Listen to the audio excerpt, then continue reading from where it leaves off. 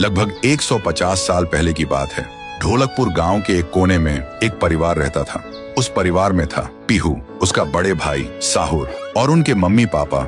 एक सुबह पीहू और साहुर घर के बाहर खेल रहे थे और अंदर उनकी मम्मी किचन में खाना बना रही थी। वो थोड़ी जल्दी में थी और तभी अचानक उनके कपड़ों में आग लग जाती है। वो चीख चीख के चिल्लाने लगती हैं। पीहू और साहुर मम्मी की चीख सुनकर भागकर अंदर आते हैं और जैसे ही मम्मी को जलते हुए देखते हैं वो चिल्लाते हैं, पापा जल्दी आओ पापा। पापा भागकर आते हैं लेकिन मम्मी को बचाने के लिए जैसे ही हाथ बढ़ाते हैं उनके कपड़ों में भी आग पकड़ लेती है और कुछ ही सेकंड्स में दोनों जलकर राख हो गए। पीहू और साहुर सिर्फ देखते रह गए जैसे पूरी दुनिया ही खत्म हो गई हो। अब पीहू घर में अकेली रहने लगी और साहुर हर दिन खेतों में काम करता, सिर्फ इसलिए ताकि उसकी बहन भूख से ना रहे।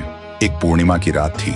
साहुर खेतों से काम करके घर लौट रहा था। तभी उसकी नजर जाती है एक घर की खिड़की पर। वो देखता है एक आदमी किसी का खून कर रहा था। ये देखते ही साहुर के पैर कांपने लगे और जैसे ही वो पीछे मुड़ता है एक और आदमी हाथ में खंजर लेकर खड़ा था। वो आदमी बिना कुछ कहे साहुर पर वार कर देता है। फिर गांव के लोगों को इकट्ठा करते हैं और वही आदमी चिल्लाता है, ये लड़का मेरे घर में घुसकर चोरी कर रहा था और जब मैंने रोका तो मुझे ही मारने की कोशिश की। अब आप लोग ही बताओ इसके साथ क्या किया जाए। गांव वाले गुस्से से भड़क उठते हैं और चिल्ला के कहते हैं, इसे उस पेड़ पे जिंदा उल्टा लटका दो। साहुर गिड़गिड़ाता है, मैं बेकसूर हूँ, मैंने कुछ नहीं किया। लेकिन गांव के किसी ने भी उसकी एक ना सुनी। उधर उसकी बहन रात भर उसका इंतजार करती रही और सुबह जब वो उसे ढूंढने निकली तो देखती है उसका भाई गांव के बीच वाले सूखे पेड़ से उल्टा लटका हुआ है। ये देखते ही पीहू टूट जाती है, जोर जोर से चीखने लगती है और उसकी चीख पूरे गांव में गूंज जाती है। फिर गांव वाले पीहू को भी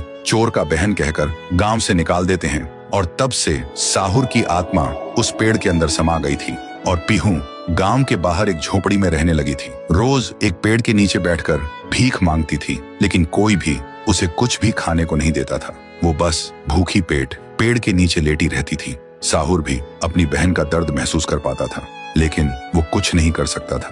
फिर एक दिन पीहू रास्ते में खाना मांग रही थी और तभी एक नशे में चली गाड़ी ने उसे कुचल दिया था। तब से पीहू एक भूखी आत्मा बन गई जो हर गांव में भटकती थी, सिर्फ एक ही बात कहकर, मुझे भूख लगी है। ये सब याद करते ही तुंग तुंग तुंग साहुर की आंखों से आंसू टपकने लगते हैं और तभी उसे एक आवाज सुनाई देती है भैया, भैया, और बिना कुछ सोचे तुंग तुंग तुंग साहुरा उस सूखे पेड़ के अंदर से निकलता है और अंधेरे में सीधा उस आवाज की तरफ चल पड़ता है। तो दोस्तों, अगर आप चाहते हो कि अगले पार्ट में पीहू, गुड़िया और तुंग तुंग तुंग साहुर की पावर दिखाई जाए तो इस वीडियो को 2 लाख लाइक्स तक पहुंचाओ, तभी आएगा असली तांडव।